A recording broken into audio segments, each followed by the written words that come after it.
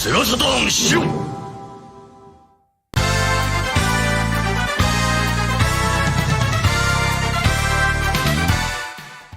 What's up, everybody?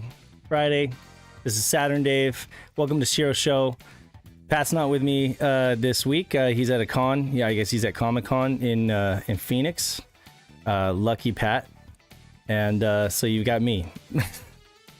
And we got a lot of news to cover this week. So I think Anthony's with me in the chat, right? Knight?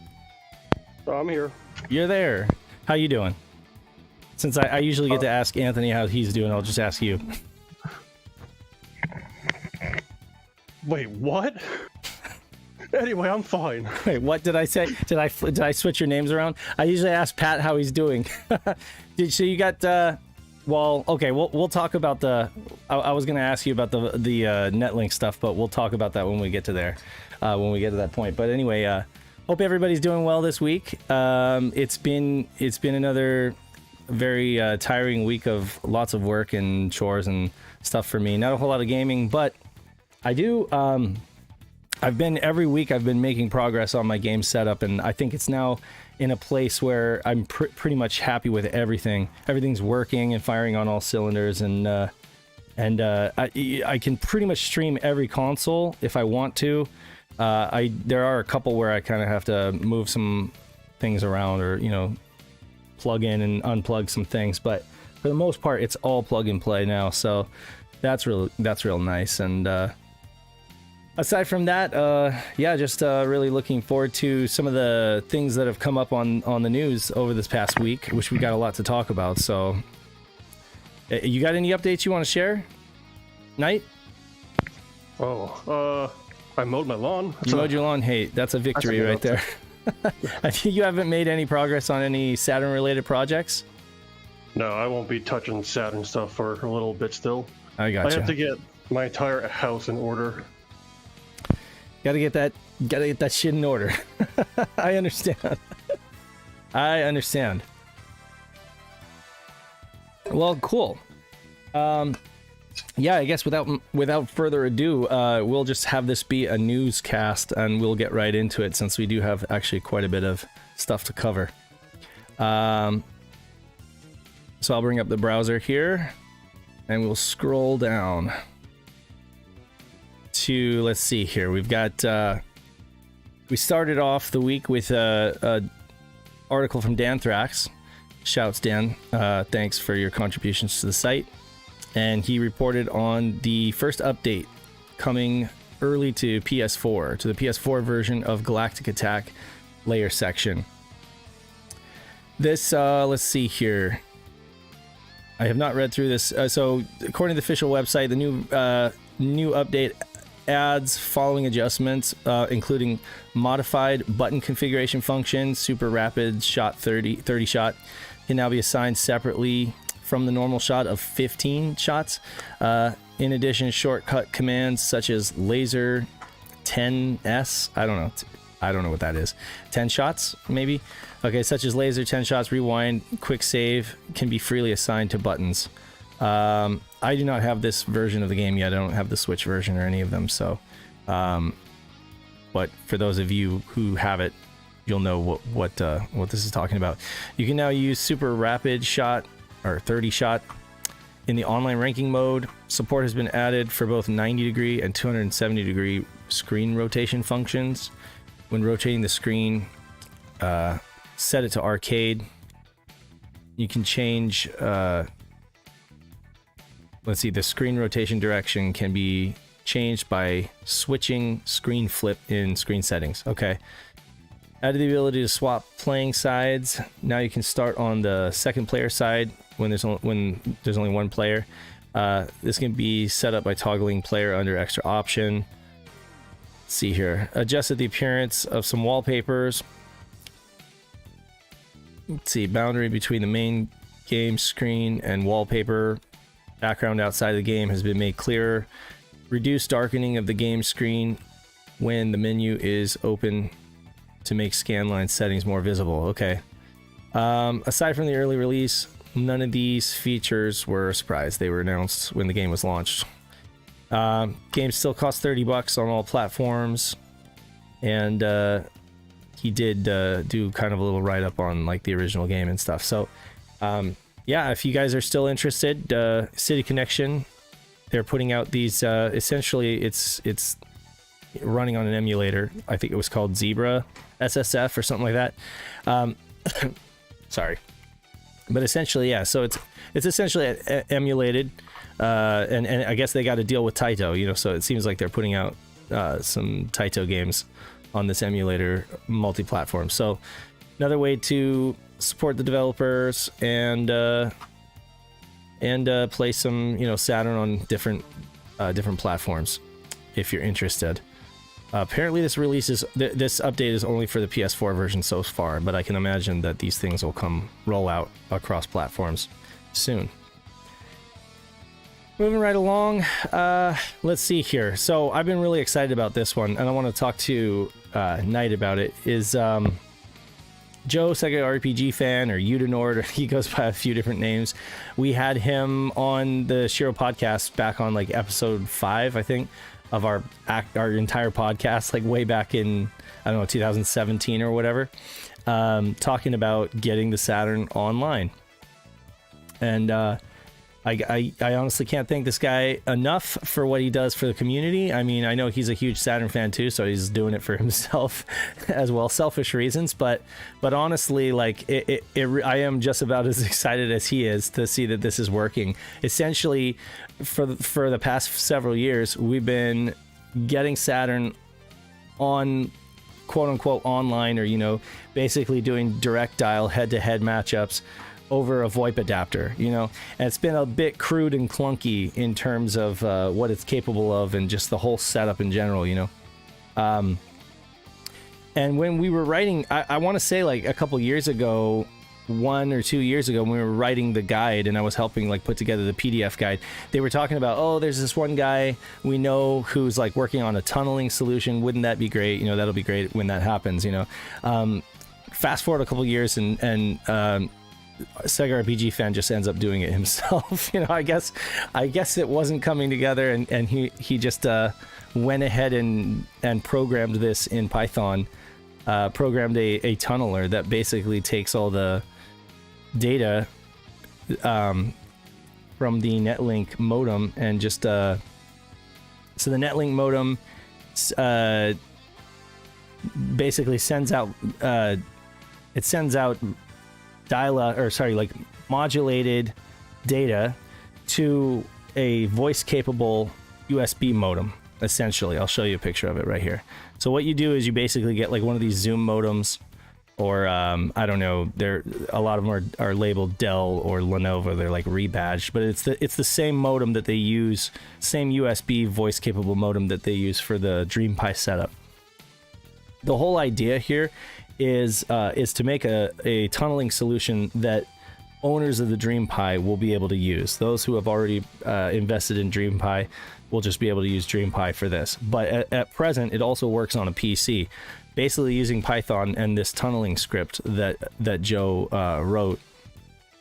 Essentially, you're able to go from your router into a PC running Windows or Linux with an installation of Python 2.7. or eventually a DreamPi, running specific software, and then that goes out to the USB voice capable modem, and then that you would apply a line voltage inducer, or you can get one of those modified modems. I believe there's a modified. Knight, do you know, is there like a modified modem out there that actually provides the line voltage? Or do you actually have to do that after the fact? Well, according to what Sega RPG was saying, there's that one guy who... Okay. He essentially mods it for you, and what he does is he gives you a discount if you ship him one that's not modded, and then he just keeps recycling them. Right. So, there's a couple ways you can go about doing this. You can get yourself a coupler like this. I'm showing it on camera. It's just a RJ11 coupler, and you could crack it open and put in the resistor and a 9-volt battery thing, and then close it back, glue it back together, and you would have a pretty nice and neat little line voltage inducer. or I did go ahead and test using for all of us that went ahead and I'm sorry, I'm so scatterbrained right now today for some reason, so I'm like all over the place. But essentially, for those of us who have been using the VoIP method over the past few years, or those that just bought a VoIP adapter and they're like, oh crap, now what do I do? Because now there's this new method. You can literally use that that cheap VoIP adapter. I got mine for like $10. You can use that SPA as a line voltage inducer. It works perfectly fine. I just tried it. Essentially, let me just see what I got here. Okay, so essentially, you just get one of these right here.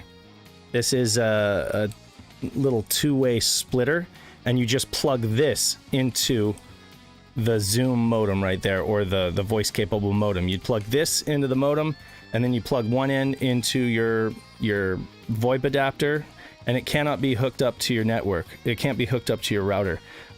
As long as it's not hooked up to your router, it's just going to put out the line voltage. And then the other side goes into your Saturn's Netlink modem, and you go ahead and get this Python script running on your PC, or like I said, in the future you'll be running it on DreamPi, and it actually shows you the readout. It like shows you that it's listening for the call, and that it hears and picks up the call. And I will show you guys. Dan Retrospectors did this amazing little video capture showing us the performance of Bomberman, and you can see right here that it is just night and day better. There's like hardly any lag at all. There's a tiny little bit every once in a while. There's a tiny little bit of lag, which Joe actually was saying might be remedied just by adding a buffer in, or figuring out a way to mess with the jitter settings, because I don't think that he's even done that yet. So this is in a very early stage, and hopefully with further iteration and optimization, we can reach an even better level of performance. I think right now the script is on version 2, and he's already working on version 3. So, and this is all really impressive to me, because Joe's not even he doesn't do Python for like his day job or anything like that. He's just like knows about some coding and everything like that, picked up Python because that's the script that DreamPi uses, and went ahead and wrote this. So I think that that's really impressive.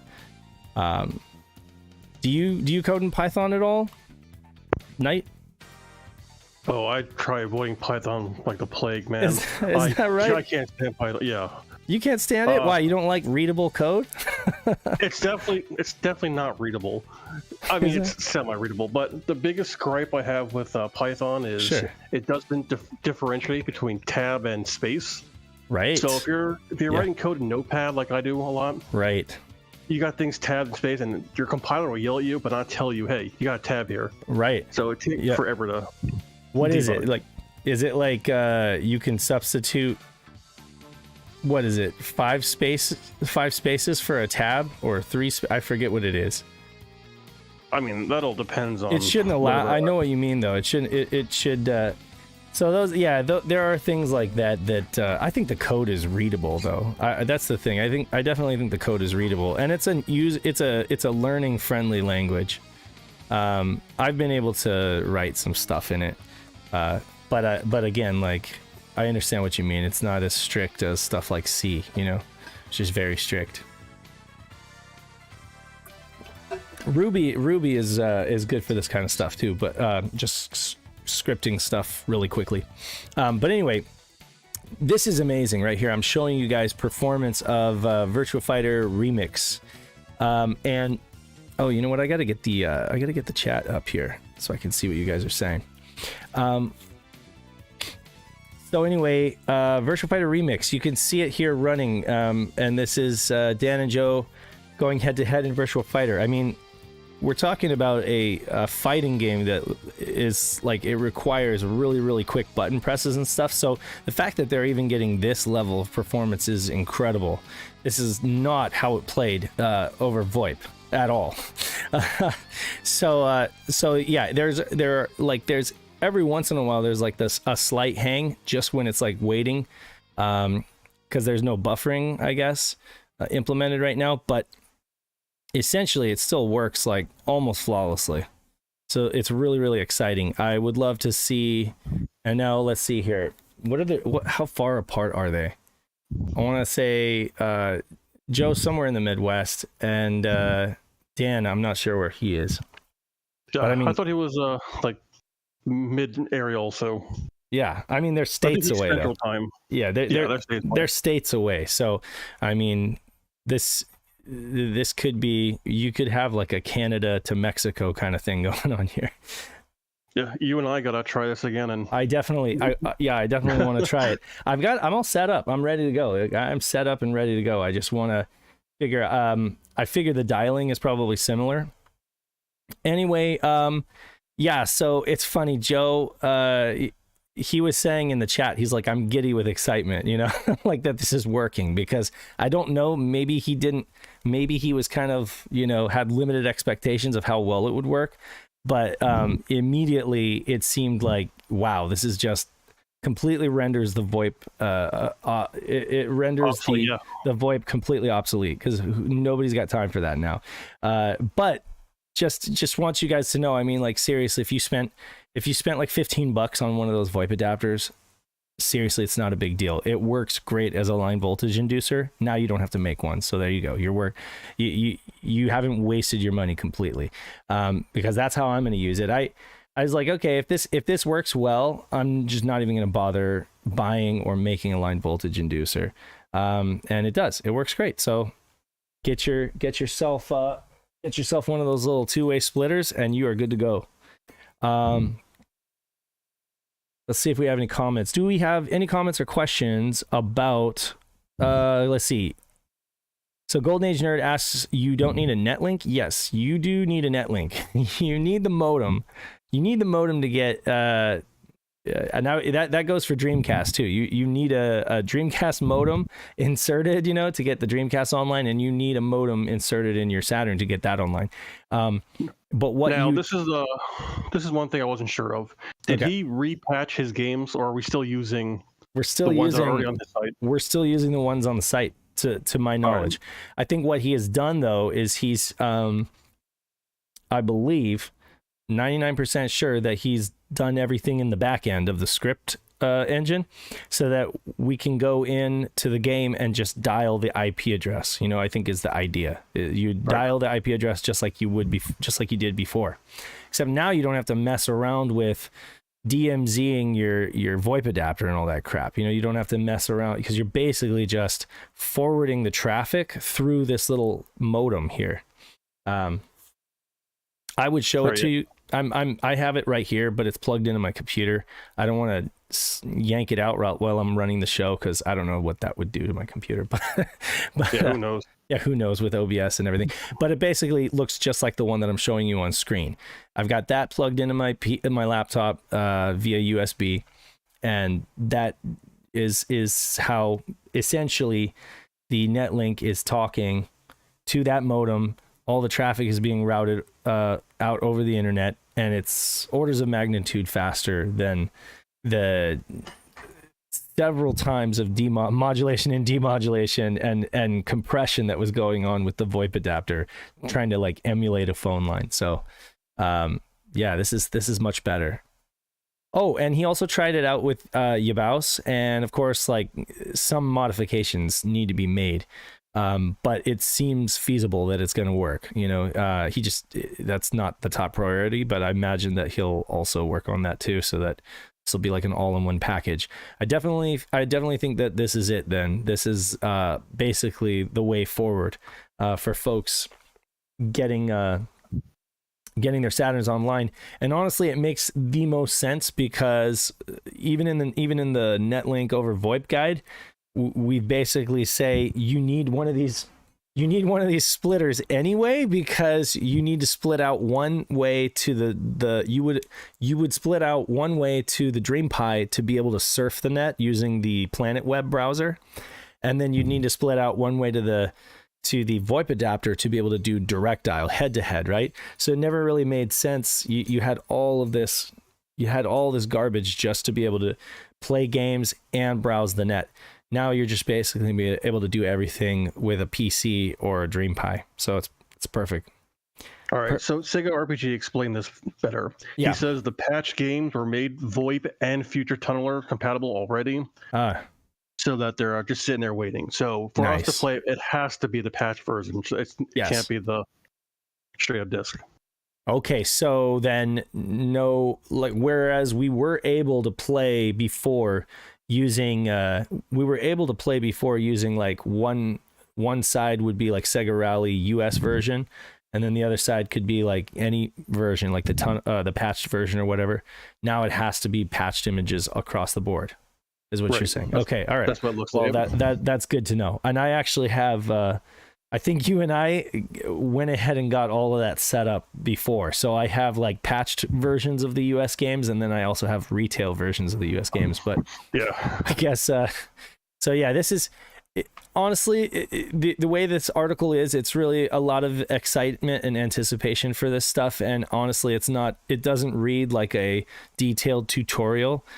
So we're definitely gonna put together a guide for sure, and it's gonna be super simple for folks to understand and get up starting. I was able to get it all set up in like 15 minutes, so it's really easy. It's a lot easier than it was trying to get your router set up and messing around on the configuration of the VoIP adapter and all that BS. This is just way easier. So folks should, I imagine that our numbers are going to grow, like on our Netlink roster. Yeah, I hope so. So tomorrow I should be free. So if anybody wants to try this out, I'll be game for it. Yeah, I'm down to try tomorrow, probably afternoon ish.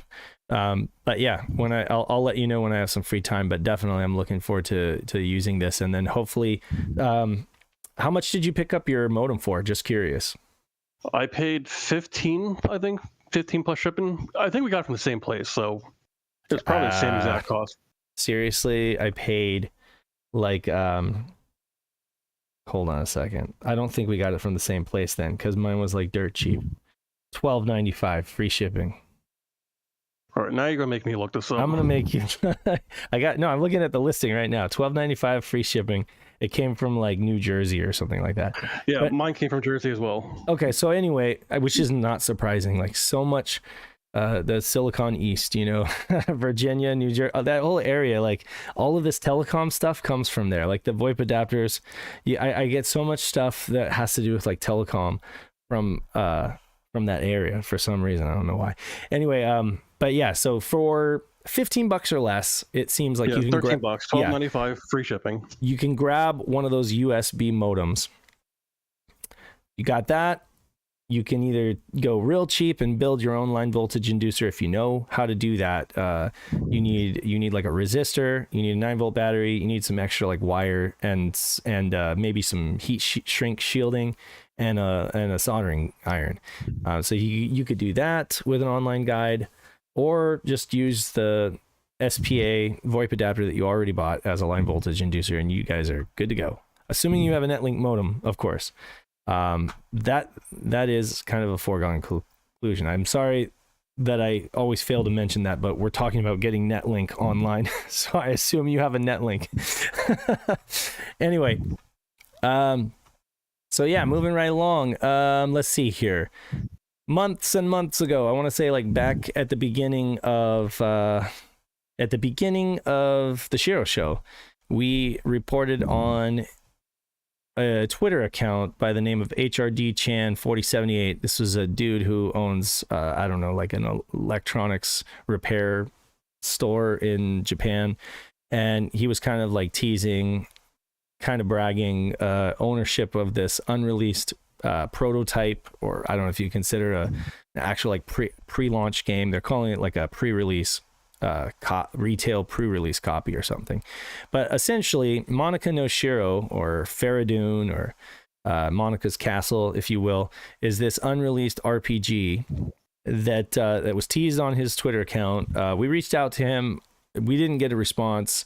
I don't think there's any interest in actually dumping the image. That's what the community is hoping, is that maybe they'll have a heart and eventually dump the image. But I don't know. That's, because right now they're sitting on a gold mine, right? So if they dump the image, that obviously lowers the. I guess some people could argue that would lower the value. I don't think it would lower the value to collectors, but essentially it does, cheapen it, because then the game is available to everyone. So, but essentially they're holding on to the game, but they've loaned it out to somebody, a YouTube channel by the name of Back Alley Gamers. And the announcement, the grand announcement, was this trailer basically saying that they're going to be streaming the game online and releasing the content episodically. So they've already started doing that today. Just today, actually, before this show, Volume 1 playthrough went up, and I'm showing you for those that are watching, here's your dude, Back Alley Gamers, with his, I don't know, he's got some kind of 3D mask thing going on here. And yeah, he is streaming the game and showing you exactly like what this game, all the cutscenes, character selection, the battle mechanic, stuff like that. It just went live, so I haven't had a chance to really watch this, but I'm definitely going to check this out later, so we can see what this unreleased game is like and what it's all about. Really, really beautiful artwork. Completely finished game from the looks of it. Basically, I'll read to you the roughly translated message. Known as the RPG that never gives up. It was promoted as an RPG that never fails. The game Monica's Castle never ended up being released, even after there was a campaign promotion giveaway of a CD with an image/song sung by the splendid voice cast as a pre-order bonus. At the time, it was dishonorably called RPG that failed to be released. So let's see, such a legendary game, Monica's Castle. This time I was able to borrow a pre-release version of the game, and I would like to make a play video of it. Is there an ending at all? I'm not very good at this game, but I'll do my best to make a video. So that, yeah, I don't know, like, I guess what it means by is there an ending at all is the game complete, can you actually get to the end? Are there any credits? So that the plan is they're gonna go ahead and play through the game and release it episodically. So if folks are interested in this and seeing, at least from knowing what it's about, because again, like, the only footage that we've had is this promotional VHS trailer of it, which basically shows you the map of Faradun. Faradun is actually like the land where the game takes place. And so some old promotional posters had the words Faradun on it, so I think that's like one of those. Also known as, people thought this game was called Faradun, but it's actually Monica's Castle. And again, like, this trailer doesn't really show you everything, so it remains to be seen whether it's a completely finished game, but it looks like it might be. Beautiful artwork, and a lot of time and care went into it, so I really do hope somehow that this image gets out there on the internet. I hope that, I don't know, maybe the person that's playing it, maybe we can reach out to them on their YouTube channel and see if they'll dump it. Of course, they might get in big trouble if they do that, but anyway, we can hope. So, have you ever heard of this game before? Aside from Shiro reporting on it? Yeah, I heard about it. A couple people have mentioned it the past, I don't know, 2-3 years. It was one of those things that was always rumored, and people talked about it, but nobody had any proof it existed. And then all of a sudden, someday, like, everybody's like, "Oh, here's this video." Yeah. And apparently, this guy owns more than one. I mean, I don't know. I don't think he has any like specific connections. I think he just basically came into possession of some ex-game developer's stash of stuff, because he has another unreleased game called Rensa, which was like a high school dating sim where you've got like a jock, a track star, you got like a track star, a basketball player, a cheerleader. It's like this, I don't know, some kind of high school dating sim, all in Japanese, of course, but another unreleased Saturn game they're just sitting on. Ooh, what, I did not mean to do that. Okay, so yeah, it's such a shame. Go ahead. Yeah, it is. It's a shame. I don't really know what to say. Like when that happens, it's like I can be bummed. It's a bummer, but I mean I can't really like expect them to. It's their property. They can do whatever they want with it. But it would be the nice thing. It would be the nice thing to do to dump the image, at least for preservation. I don't necessarily think that everyone being able to play it is the same thing as game preservation. But I mean, even if you were to dump it and send it to like the Game History Foundation or something like that, that'd be really cool. Thing is, there are the language barriers and the cultural barriers between Western and Japan, and so I don't know. It's not an easy or trivial thing to reach out to these people and say, hey, will you dump this game? Could be viewed as rude, or just kind of out of left field. But it's one of those things that I think in our culture, in our Western gaming culture, it's almost compulsory. If you have a game image, you owe it to the community and to gaming history at large, to dump that and make sure that it's available at least for history. But I guess that there are just differences in our culture and the way that we approach things. So that having been said, next up is another topic related to a fully Japanese game, one that's not easy to play without a guide, I would say, and that's Black Matrix. This is part of Peter's Best of Saturn series, where he takes a look at all sorts of Saturn games, all sorts of interesting and obscure games on Saturn. I wouldn't always say that they are necessarily the best games on Saturn, but just a good little snapshot of like each game, just to get the conversation going. And this time around, we're looking at Black Matrix by a company called Flight Plan, and published by NEC Interchannel, which was like their game publishing wing of NEC. Black Matrix is a story-driven strategy RPG. I wouldn't say that this is a strategy RPG. I would say it's like a tactics RPG. So whereas like I think Dragon Force is more like a strategy RPG, it's like more macro. And then like Tactics Ogre or like Final Fantasy Tactics, where you're like moving within like buildings and you're moving little squares, that's more like a tactics RPG is what I think about this.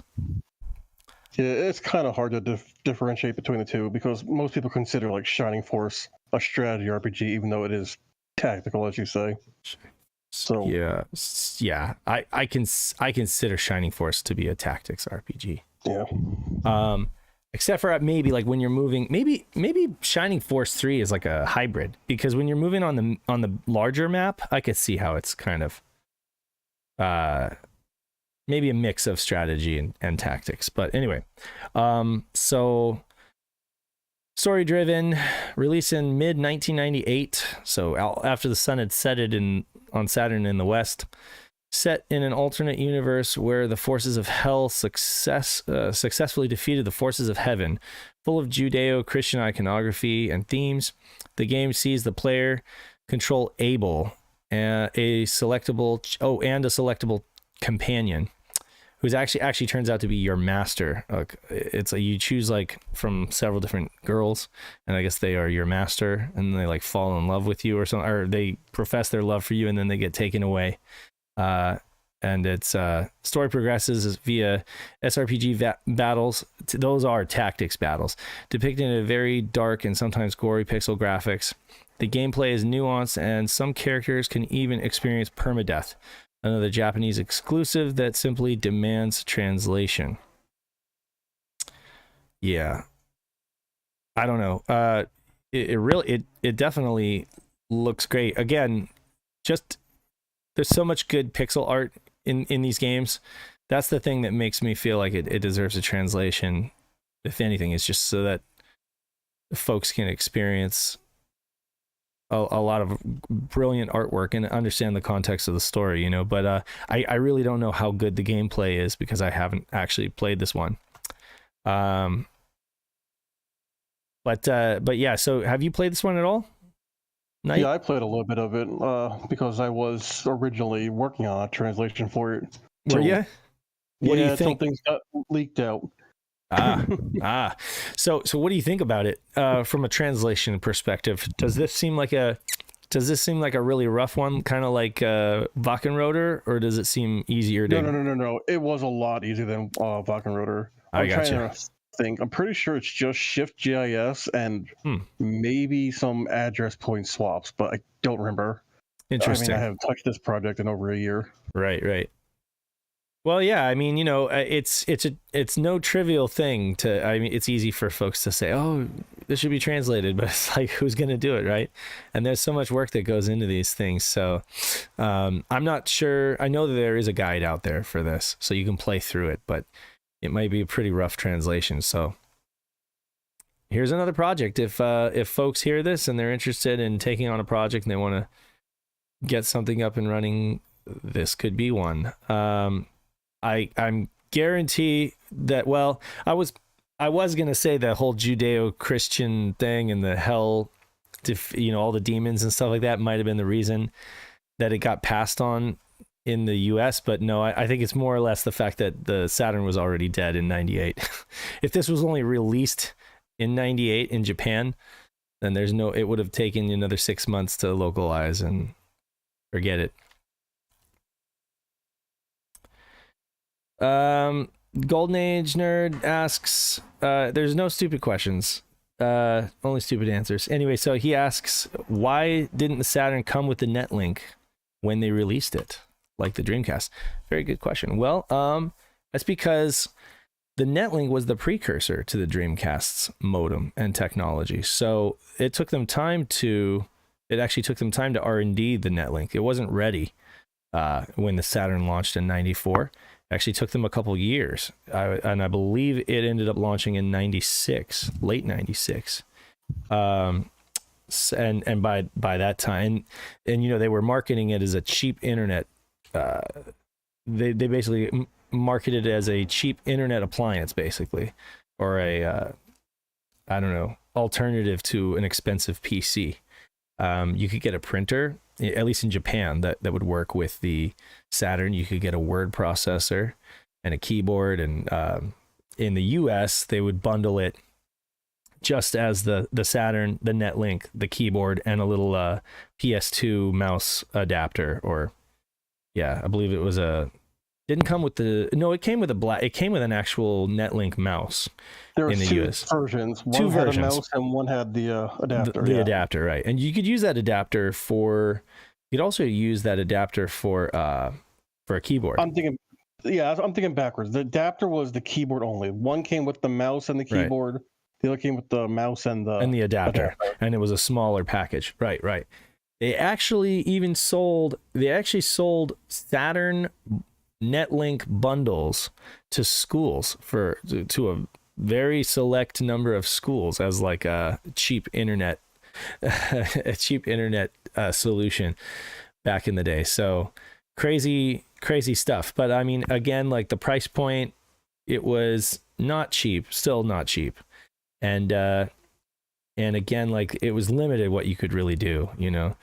So but the great thing is, I mean, like they take Burning Rangers, for example. Let's see. I'm trying to think of a game. Because for example, Burning Rangers was a Sonic Team game, right? And they worked on a lot of stuff that a lot of that code and stuff would end up being used in games like Sonic Adventure and games like PSO. And so they got to mess around with Netlink and expand and kind of see what worked and everything like that. And that's kind of how it was almost like a test bed for learning and getting better, so that they could include a dial-up modem with the Dreamcast hardware when the Dreamcast came out. So yeah, Dreamcast did it better for sure, but it's crazy that they did it all the way back with the Saturn, right? And it's even crazier when you think that Catapult was doing X-Band back with Genesis and SNES. And don't forget the Pluto was also rumored to be an earlier version before Netlink. Yes. So it's good point. Good point. If the Pluto had been released, you'd have had an all-in-one Saturn with a Netlink built-in and a built-in hard drive. And the built-in hard drive, I can only imagine, would have you'd have been able to. I don't know that it would have, if you'd have been able to load save data. I mean, the Saturn can load off of FDD, can load off a floppy disk. So it might have had a controller to actually store save data on the hard disk. But I'm thinking it may have also been able to download, expansion packs, stuff like the biggest thing would probably be browser updates. Because one thing I remember is that the Netlink user was always having to update the browser every time you signed on. It was a real pain. Right. Yeah. Browser updates make a lot of sense. Maybe caching websites and stuff like that.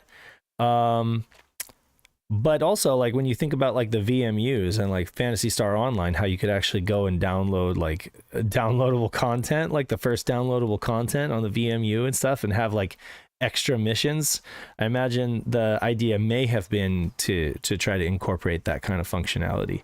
I know that if it was really like an open system and programmers could kind of like do whatever they wanted with it, as long as they could access it, I imagine that the sky's the limit in terms of what you could have used it for.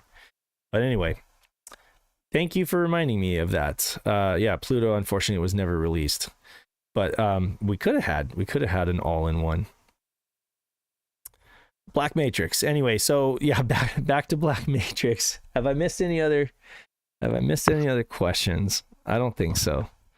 I think we're going Black Matrix too, because we ended it and then you talked to me about it. Yeah. I thought that Pat was going to join us. I know he's just having fun at Comic-Con. I thought he was going to be in like a side room or something like that, joining us over voice chat. But either way, we all hope Pat has a fun time, and we're all a little bit jealous, but not so much. Anyway,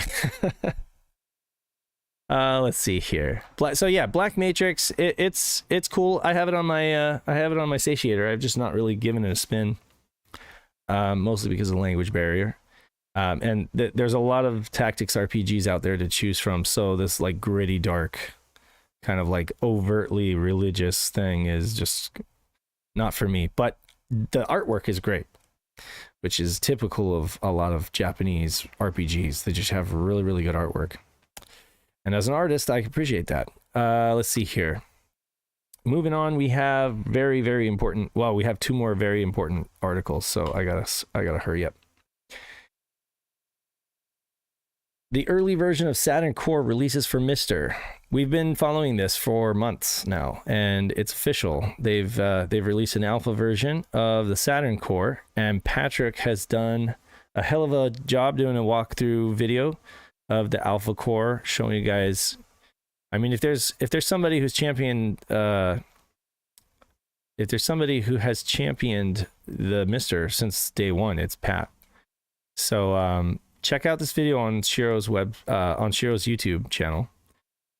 He just dropped it today, and you can see basically they add in support for CubeCat, and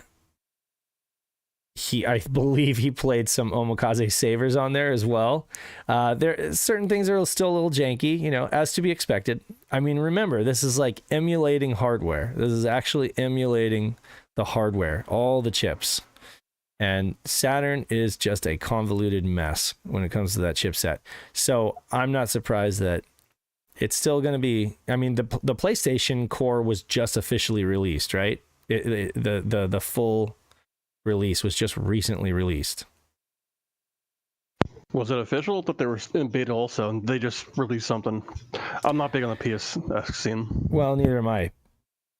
But maybe somebody can confirm or deny in the comments. But I believe I saw the new. Oh yeah, here's video of Omokaze savers. The FMV is a little janky. That's the thing with. It's still. as you guys may know, and I know Trekkies can vouch for this, is like Saturn uses a lot of different compression schemes or video compression formats. You got True Motion, you got Cinepack, and then among Cinepack you got like different bit rates, different frame rates, a lot of weird stuff going on. Not every game is the same. I imagine that's one of the things that the FPGA, that's one of the things that Mister seems to have a hard time with, is like the getting FMV 100% accurate. But it seems like every time there's an update, it looks a little better. So as far as gameplay like straight up gameplay goes, it looks legit like Saturn footage from what I'm seeing here. Yeah, for an alpha, you can do a lot with it. There are a bunch of games that are playable, so that's definitely progress. Exactly. So so I am trying to speak to the PlayStation Core. Let's see, Mr. Core. I thought it was the actual release. Might have been a beta. But either way, it's farther along than the Saturn version, that's for sure. How do you feel about this? How do you feel about, in general, Knight, like about emulating or FPGA emulating? Hey, the more people to play, the better. Just don't bring your elitism to anybody. That's how I feel. Vice versa, too, right? Your real hardware elitism or FPGA elitism. Yeah, just keep all elitism out of it. Yeah. Same here. I was thinking about, I was thinking about this earlier, kind of like one of those moments where I was like, so when MP3 players first came out and you had like the big ones, you had like the iPod, or you had like the Juke box, whatever, the kind that could hold like gigs of MP3s, being a lot younger, I thought to myself like, oh, this is great. I'm going to be able to carry my entire game library with me. And I don't care that it's not a cassette player or a CD player. Like I love the fact that it's just my entire library. And so I got heavy into MP3 players for a while. And there are so many pros to using an MP3 player over using a cassette tape player or a CD player or a mini disc player. And then I kind of reverted and went back and got into like mini disc and got into cassette players and stuff like that, because I kind of like to go back and use the real hardware and get the tactile feel of it and stuff like that. Sometimes it's a little bit about like the what's that word? Like the ceremony of putting a disc in, pressing the power button, managing the memory from, messing with real hardware. There's a lot of ceremony to it. There's a lot of nostalgia. But, I would enjoy playing on real hardware, using cassette decks, using mini disc decks, of course. And then after a few months of messing with that stuff, I'd be like, I remember the reasons why I upgraded to MP3 players, though, too, or using my phone or streaming, because it's a lot more convenient. So the truth is, there are pros and cons to both, and you're absolutely right. There's no need to be elitist about either. It seriously is great to have just one box that can literally do it all. And I messed up, Dave. Oh, you're fine, Pat. I messed up. I completely lost track of time. I'm so sorry. Hey, it's okay. Welcome to the show, Pat. How's the con? That's pretty good so far. We're talking about you right now. We were literally just bagging on you. No, we were talking about the Mister, and I was just talking about how you and I are similar in the fact that like we both appreciate real hardware. We appreciate ceremony and like the just kind of like the interaction with physical media.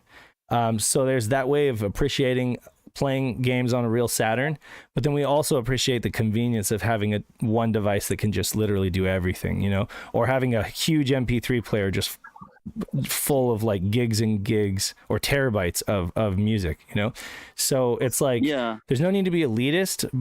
There's good things about both, and so like we're definitely happy about this Saturn Mr. Core releasing, because it's hopefully going to make it easier for more people to play Saturn.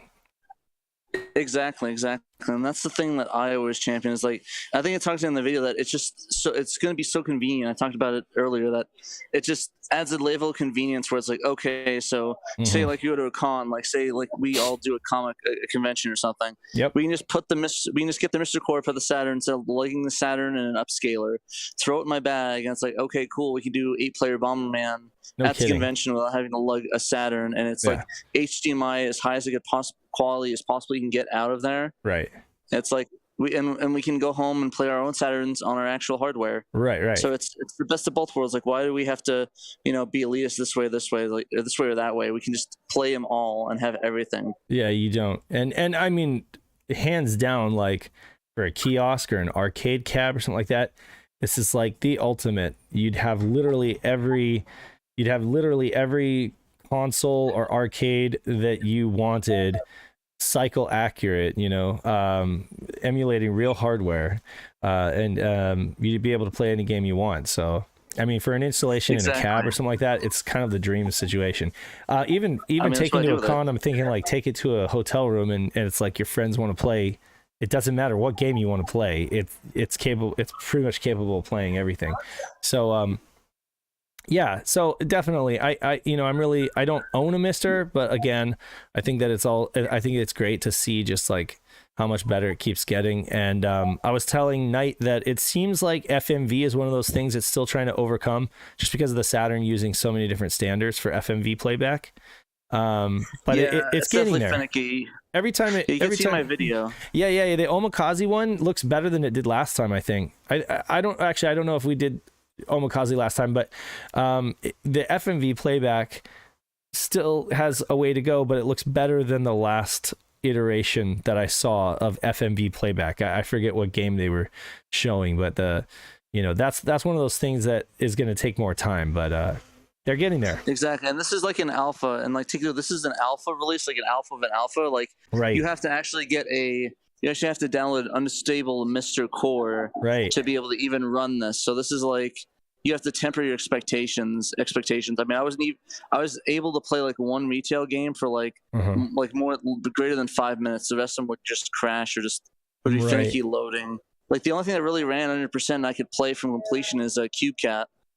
Yeah, I saw that. That's cool. I mean that they added support for homebrew stuff, especially CubeCat. Yeah, that's awesome. I mean, what I see though from like the BIOS, it looks perfect. A lot of your gameplay before the crash looked great. It looked just like real hardware. Yeah, I mean, obviously for an alpha, I think that this is cool. I think that this is awesome.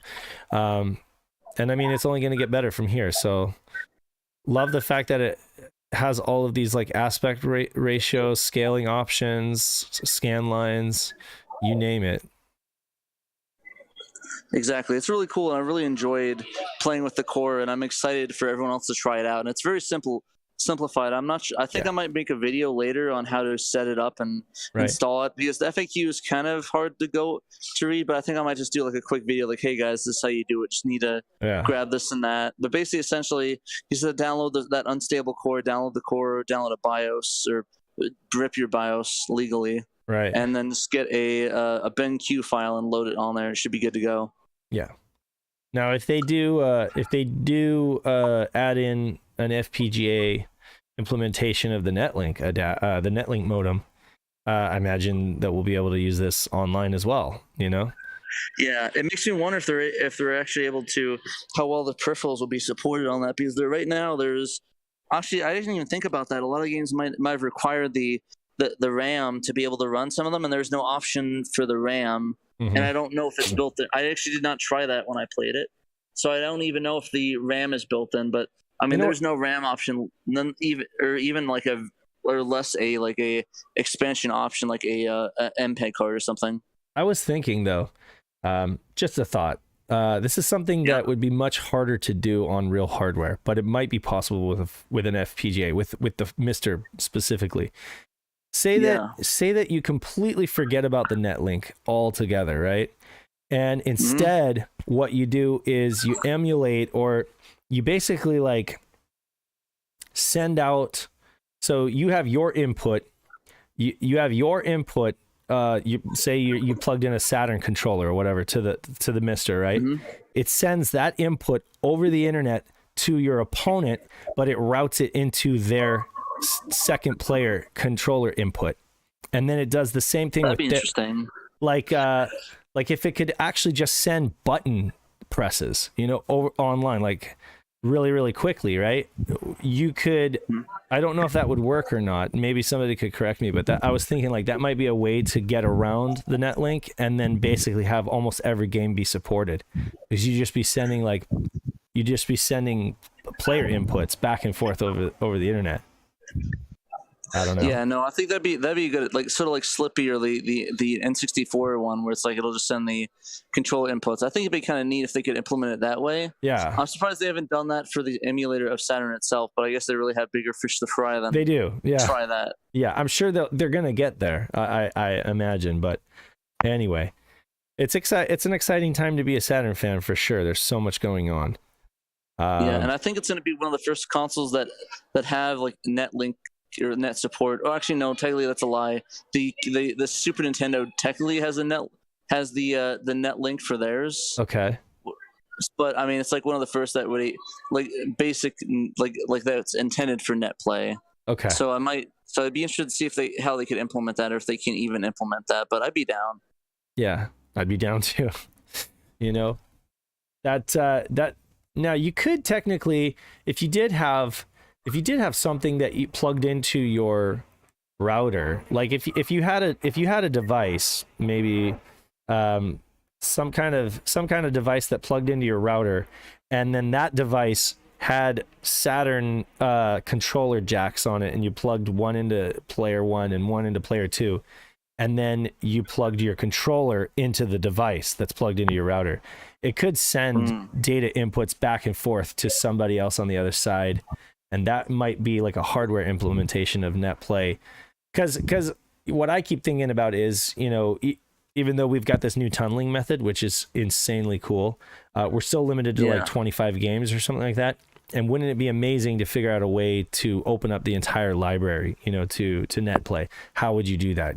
Is the thought that I'm having. And of course, it leads to all these questions. But anyway, I think that it's amazing what they've done with Mister, and so that's pretty rad. Yeah, no, I'm excited to see what comes about it and what they're going to do with it in the future. So just keep track on the Discord for Mister. They'll have all the information for that, and you should be good to go. Yeah, and shouts, props to you on your video that you uploaded today. Folks should definitely go check that out if they're interested at all in the Mister project. Good job. Yeah, I put that together last night. I think I finished up at 2 a.m. I went to sleep. It was like, man, because I did something in an event. I came home, I played it on a bit. I did the voiceover work, and I just went to bed. Are you still at the con tomorrow, or are you back home tomorrow? I'm here all weekend, but I'm taking the next week off, so I might do intermittent game streams during the week. Ooh, fun. Okay, we'll great. See. Yeah, I think Knight and I are going to do some more video. I think Knight and I are going to test the new tunneling thing tomorrow. But it's really, really super simple. Like Sega RPG Fan did a fantastic job on it. And it already looks like the performance is so great. It's night and day better than the VoIP solution. But don't sell your VoIP adapter, because you can use it as a line voltage inducer. So you haven't completely wasted your money. That's fair. So how would I connect my Saturn to the PC though? You literally just get like this $10 to $13 USB modem, the same one that they use for the DreamPi setup. So it's just a voice capable USB modem.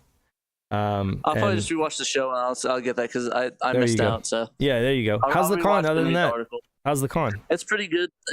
We're just looking around, found some cool cosplays of some Sega characters. Nice. I played some Typing of the Dead a little bit earlier today. Nice. Typing of the Dead. You pick up anything? Not yet. That's what today was for. I'm gonna look around and pick up some stuff. I found some cool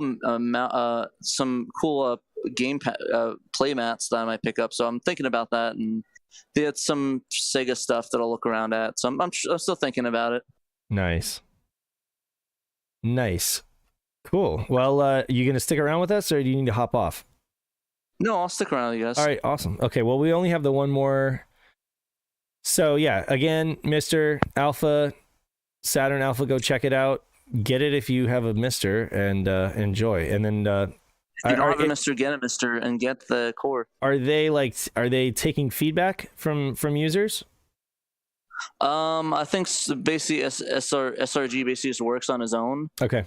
But like I invite a bunch of the developers to the Discord just to keep track and see if they need any input or help that could be passed along. Cool. Yeah. So we'll figure that out. Excellent. Okay. Awesome. Well, what's next on the docket? Next on the docket and last, I guess, before we just kind of fly by the seat of our pants here, is a new Fenrir update. Shouts to let's see, Danthrax again. Thanks, Dan, for your contributions. Right, all these great articles. Another article is a new Fenrir update. 1.5.5 improves game loading speed and supports the Brazilian Tectoy Saturn units. Fenrir creator said released a new firmware update for the optical drive emulator Wednesday. Version 1.5.5 improves the speed of loading games, introduces minor fixes, and adds support for the next hardware revision. It also adds support for Brazilian Tectoy manufacturer Saturns to the 21-pin Fenrir models, as well as improved 21-pin detection. You can download the latest version from the Fenrir website. Let's see. This is the first Fenrir update in more than 5 weeks since mid-April, when version 1.5.4 made minor fixes and debuted a new loading screen.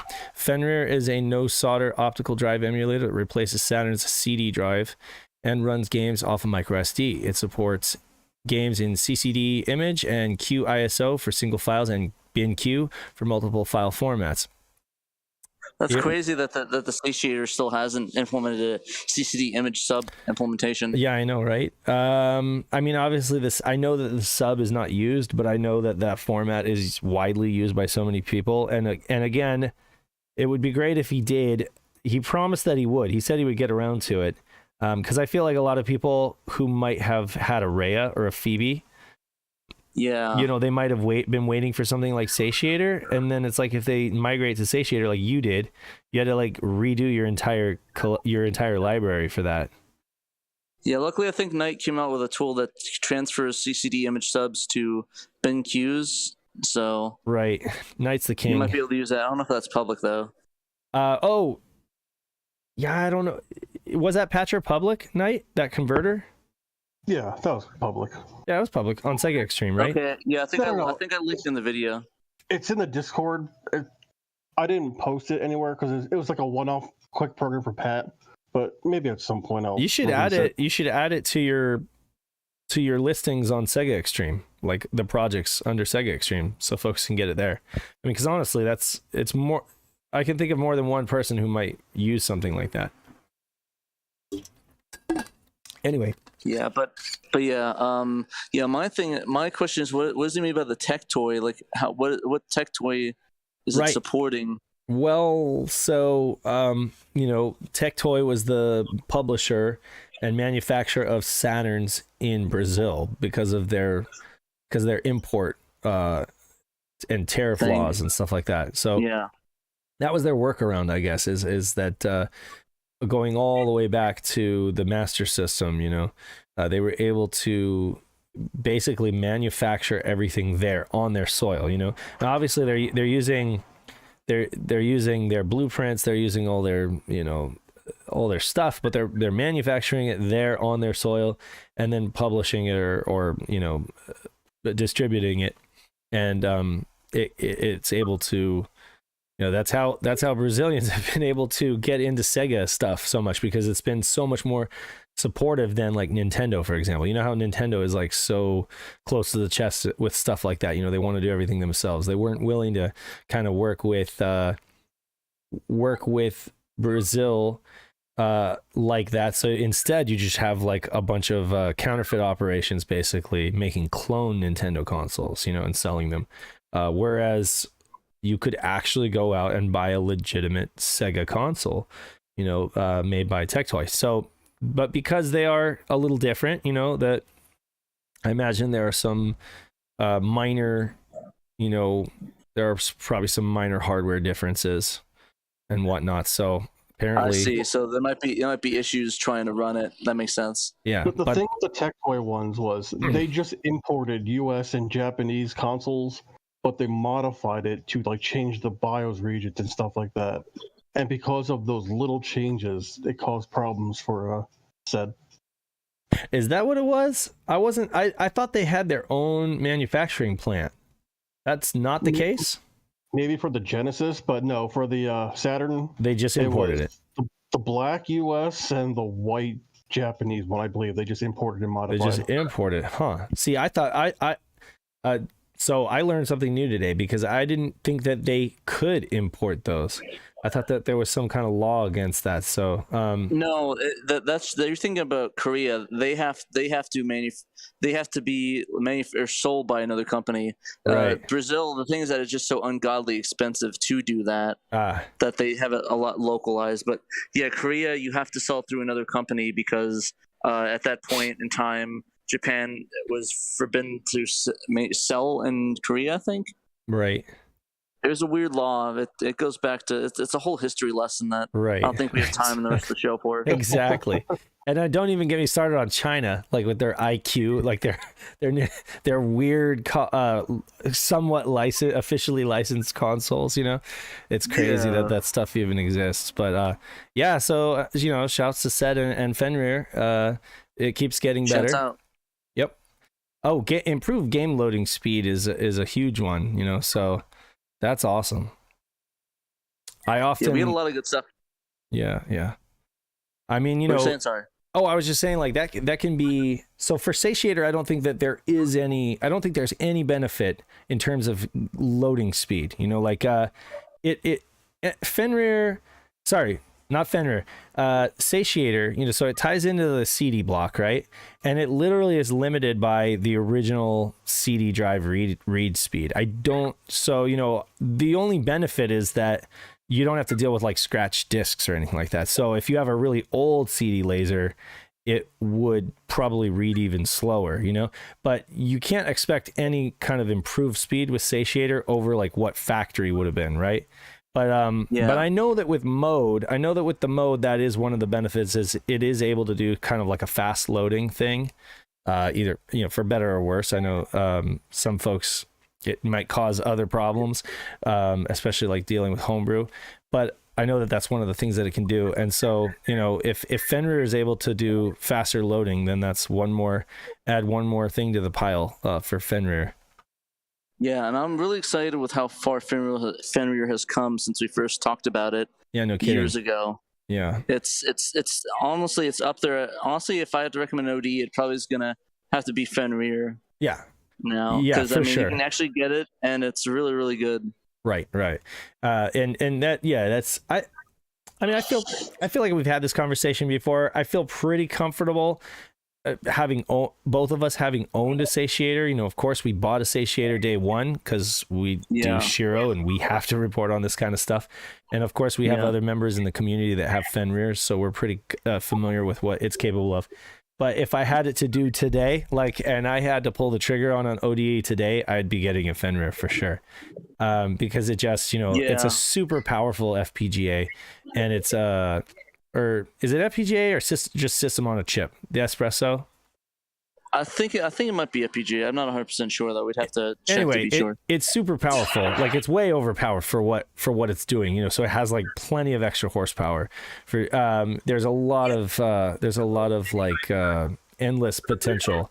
And then if he can just manage a hardware revision where he can get the Switch that you can purchase right now from McWill, or not, is it McWill or no? It's Will's Console Mods. So you can currently purchase a Switch a toggle switch in addition to the Fenrir that'll make it basically you have your disc and then you also have your Fenrir. And you have the Fenrir, yeah. Now, you have the best of both worlds. If we see a hardware revision in the next year or so where it combines everything into one, then I literally think that it's like the killer one-stop device, for everyone. No, exactly. I can tell you he has been toying with the idea because I've been picking on him with it. Yeah. So Well, yeah, that's one thing I want.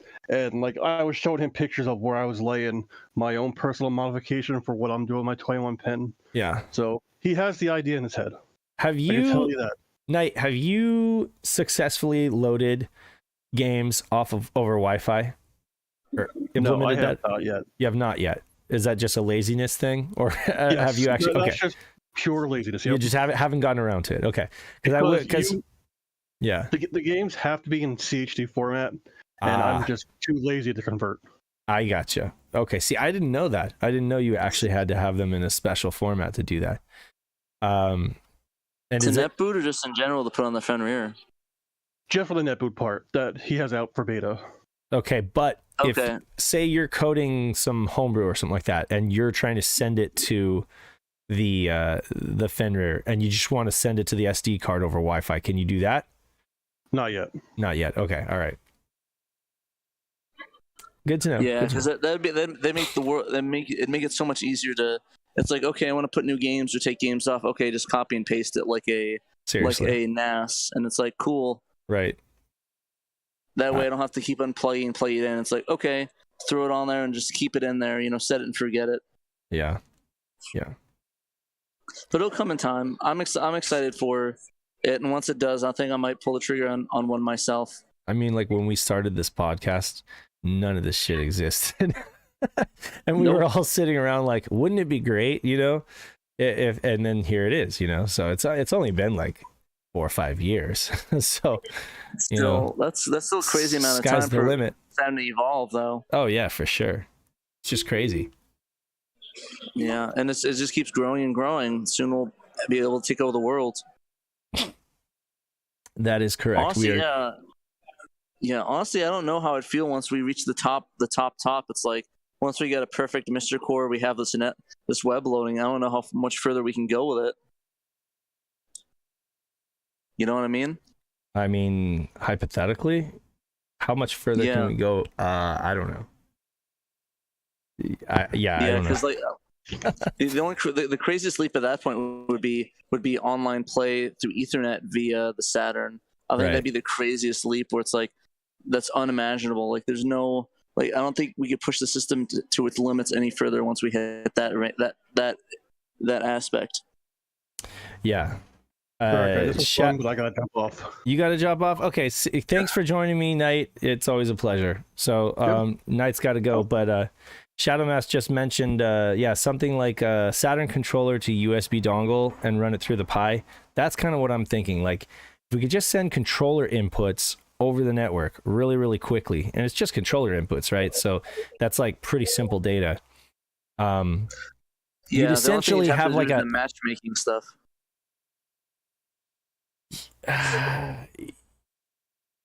True, because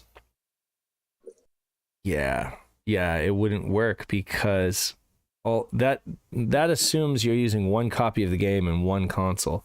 Yeah, see, I don't know. You'd have to be like streaming. You'd have to be like streaming the display to the person who's playing against you. I don't know. It gets so convoluted. If it's out of sync, it'd be like, okay, why are you in my BIOS deleting all my files? Yeah.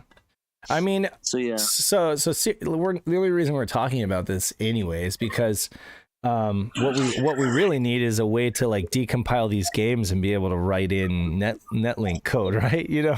Or like Tizen support. I still think that the idea for Tizen link up play and sending that out over the internet is also very feasible, and again, you could get really, really good speed with that. But it's just a matter of figuring out how to hook that support in for games, and I don't think it's a trivial thing at all. All it would be is just a giant like Tyson cable extension when you break it down to its basics. Right. But again, it's so much easier said than done. It's like exactly. There's somebody out there who's smart enough to make it happen, but they're probably not a Saturn fan, or they've just they're just allocating their time in other ways. But I have to say never. Maybe someone might come around. Yeah. I mean, look, Sega RPG fan finally just was like, that's it. I'm tired of waiting for somebody else to write this tunneler. I'm just going to write it myself. And he did it. Fair. And it really didn't even take him that long. And I mean, like, he's got a ways to go. I'm sure he's just going to continue improving it because dude's kind of like a perfectionist. But but even in its current iteration, it works amazing. And like Dan Retrospectors is like, wow, this is like so much better than the VoIP solution we've been using. Like, that's a joke.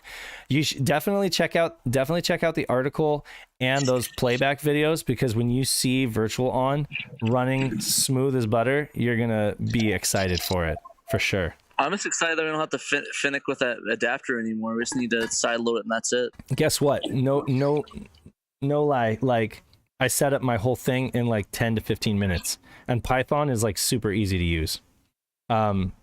Just do a little script. You just do a little script. I put a little shortcut on my desktop that just basically just runs the initial script that gets it going, and it just gives you a console that is like listening for the dial-up connection, and you can see it. It's super simple. No messing around with the router or any of that BS. That's amazing. So it's like all you have to do is like just wait for the console to pop up and that's crazy. Download Python 2.7. Okay, you install that and add it to your system path, right? You know, download and install, also very easy, PySerial, which is the module that you need for it. Okay, and then you download his little Python scripts that he put on his GitHub, put those in your scripts folder or whatever, and then you just run those scripts with your USB modem plugged in, and you have to put in the command prompt what COM port your modem is plugged into. So like mine's COM port 4. You just type in that command, and it brings up the console, and it does all like the initialization of the telecom stuff, you know. And then it's just listening for the call. And I did like a little trial dial on the Netlink, and it came up with the number. It said like heard, you know, like the following IP address that I did. So he already patched all the games that we had before that were expand patched were also patched in advance for this tunneling solution to work. So it's like you don't even need to download new games. If you already downloaded the ones that Joe patched, then you already have games that are going to work with the tunneling solution. So yeah. I'm psyched. I can't wait to try that out. I just need to get that little adapter and I'll be good to go. Yeah, I'll send you a link. I got mine from New Jersey. I got mine from your hometown, your original hometown. New Brunswick? New Brunswick. No, New Jersey. It's New Jersey? Okay. Yeah. And it was like $12 free shipping. So fair enough. That sounds like a price worth paying. Yeah, just don't sell your VoIP adapter if you don't have a line voltage inducer, because you can use it. That works. Cool. Well, I don't know. Let's see. I guess we really need to wrap this up, because I'm obviously not doing a game stream tonight unless I like get like a bunch of jank together to be able to connect to it, which I don't think I'll be able to do in time. I know. Yeah, I don't know. I don't think so. I would, but again, like, it's movie night and I got the kids. I need to go pick them up. So maybe one of these days I'll get it together and I'll be able to do like a stream, but we'll figure it out. But yeah, I'm going to be taking pictures periodically of the convention. I'll post it in the Discord. Yeah. So if you guys want to see what I see, the cool cosplays and stuff, I'll just post it in there so you guys can follow along and be like, yo, this cosplay is good or this cosplay is bad or whatever. But honestly, they're all really impressive here. I love everyone's cosplay, so I haven't seen that yet. Nice. I saw that Sonic. He's a little janky, but the thing is that I thought it was a parody. You know that parody? It's like the Harry Potter Obama Sonic thing. Yeah. I thought that's what it was supposed to be, and I asked him about it. He's like, "Oh, it's just Sonic." So I felt really bad because I thought it was like the parody thing. Oh God, did you actually say like, "Is this a parody?" No. I asked him, "Oh, is this the Harry Potter Obama thing?" He's like, "Oh no, it's just Sonic." He's like, "Oh, okay." Right. So I felt really bad. Well, I do. Yeah. I want to take the time before we leave. I want to take the time to thank our Patreon supporters. We actually have some new ones. Since I believe last time we announced Normal Guy was a new patron. We also have Riff Mason, Ashton Johnson, and Dine153. So thank you guys for contributing. Shouts out. Thank you for your financial support, and please come join the family in our Discord and have fun. We love to hang out and do Saturn discussion and all sorts of stuff. So, and then of course, and posting dumb stuff. And posting dumb stuff. That's true. Yeah. I also want to hold on a second. Shout out our premium Discord, which I had it, but then it failed me. So here we go. Okay. Like to shout our top tier supporters, which are Ashton Johnson, also one of our new supporters, Normal Guy, King Gidra, Robert Ramsey, Nutrageous, Blue Moon 95, Tanuki Trev, Johannes Fetz, Derek Pascarella, aka A-Team, Momdu, Memphis. Just Memphis, yeah, Memphis. Memphis, Emerald Nova, and of course, Young Money Swee. Thank you guys for supporting us at the top tier. We really, really appreciate what you do. We really appreciate your support because we literally use it for the different various. We are not rich. we do not. Speak for yourself, Dave. Well, okay, fine. Yeah, Pat's rich, but he keeps that shit to himself. No, just kidding. Pat blows all of his money on very expensive vinyl. So we still need your support. I'm pretty dumb. No, you're great. Like I always say, if I live vicariously. Honestly wish I could spend that kind of money on awesome vinyl, but I'm glad that somebody can. But yeah, no, we're really, really appreciative of your guys' support. And if you cannot support us financially, that's okay. We still appreciate you. We still want you to be a part of our community. And what you can do is you can help share our show. You can share it with your friends, your family, anybody you think might be interested in video games or like Saturn. We appreciate that. You can share our streams. That helps get it out there, and you can comment on the streams. You can give a thumbs up. All of that stuff helps the algorithm. Down if you want. Thumbs down, whatever you're feeling. And you can also go to our Threadless store. I'll bring that up here. Let's see here. So you can go to our Get a lot of good shirts on there. You can go to our Threadless, which is store. Okay. And you can pick up something like this. You can see I'm wearing the Shiro podcast shirt, or you can pick up something like this beautiful white pad. Get the pad, or get the I think my favorite's the TV, the CRT one. Yeah, you like the TV. I'm all about the CRT game. Even or you though can I'm get, not, but you know. Or you can get Pat and I. You can get our faces on here, thanks to AM25.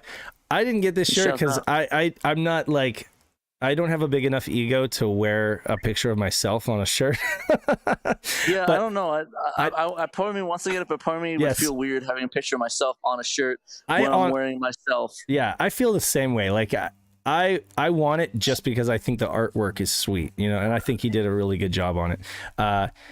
So it's a really awesome design, and so shouts to AM25. I would get it if it wasn't like me wearing a picture of myself. That just feels a little too, I don't know. But on the nose. So somebody else can do it. Somebody else can wear it if they want. But in the meantime, we've got like this kind of like blue tinted. It's like the grayish Saturn right there. It's kind of like a stone blue. Just different stuff, different looks for folks. We've got, of course, the Revolt, or I don't know, Viva la Revolution, Saturn Revolution, smacking the hand through the paper or whatever that is. With the TV, with the controller. Yeah, so we got a lot of good stuff. Lots of good shirts. Hopefully we'll keep adding to it. I need to make more designs, but it's only so much time. Also, we got a magazine, if you guys didn't know, and you guys can read it. It's free. We are working on sourcing good, reasonable publishing for a physical, and you guys will know about it. You don't have to keep asking, because you'll know when it's available. You will know. Yeah, we'll push it out. We'll make sure that We'll make sure that everyone knows. And don't worry, I don't think it'll be like limited availability. I think there will probably be enough to go around for everyone. And if there isn't, we'll do a reprint. You know what it is? The demand's there. You know what it is too. It's like it's funny. Like So when I was in a band, right? And I think I told you about this. Like, we had an option to do vinyl records, right? And we ordered from a company called Furnace. They were on the East Coast, right? And we had to have it delivered freight because of how heavy it was, right? And it was like we were given this choice, like to order like 1,000 of them, I think, or like 5,000. And the deal for 5,000 was so much less. And Adam was like, it's just we could save so much money if we ordered 5,000, but it was still like a lot of money, right? So it's like we put it on credit cards or whatever, and now we've got like all these all these extra vinyl that we weren't able to sell, right? We could have just ordered 1,000 and we probably would have been good. Like, we would have paid a little bit more, but we'd have been good, right? And that's the way it is with the magazine. I feel like it's like if we get 100, it's really expensive, right? Because each issue costs more to print. But if we don't want to order 500, and we don't want like both of us like having like stacks of these magazines I think Dave's wife would kill him if it turns out that he's like, oh good, another stack of stuff that didn't sell, my favorite. Right. So it's like we need to of course be able to fund it with our Shiro funds, but at the same time, it's like we can't go seriously into debt trying to like order so many that it actually makes the production cost low. So it's a sticky situation, and I mean, I guess that comes with the territory of being like an independent venue. We're not like an actual magazine, so we don't have any kind of printing and distribution deals, but that's why it's a magazine by fans for fans. Exactly, but I mean, like I said, you'll be the first to know. Patreon supporters, of course, will be first grabs at it. Mm-hmm. And in the meantime, I'm kind of looking for like a holiday discount deal because I think that's going to be our best bet. Getting in on a promo so that we can bring the cost down by a few $100s. That's going to make it. That's probably going to be our best bet. Yeah, but we'll let you all know once we get them ordered. We'll give a warning like, hey, get a week notice, it'll drop for Patreon. So if you want to back us to get the magazine early or be the first to get it. Absolutely. But yeah, I think that's about it, right? Yeah, that's pretty much it. Until next time, we're just reminding you that you must play Sega Saturn and go, tell your friends about all this new cool news that you learned about this week. There's a lot of good stuff going on in the Saturn community, and Shiro is your one-stop shop, I guess, community where you can find out about all of it and just stay plugged in and stay tuned for all the goodness that is Sega Saturn. So until next time, this is SaturnDave and TraynoCo reminding you to play your Sega Saturn, and peace out. Play your Sega Saturn. Peace. A-Town down.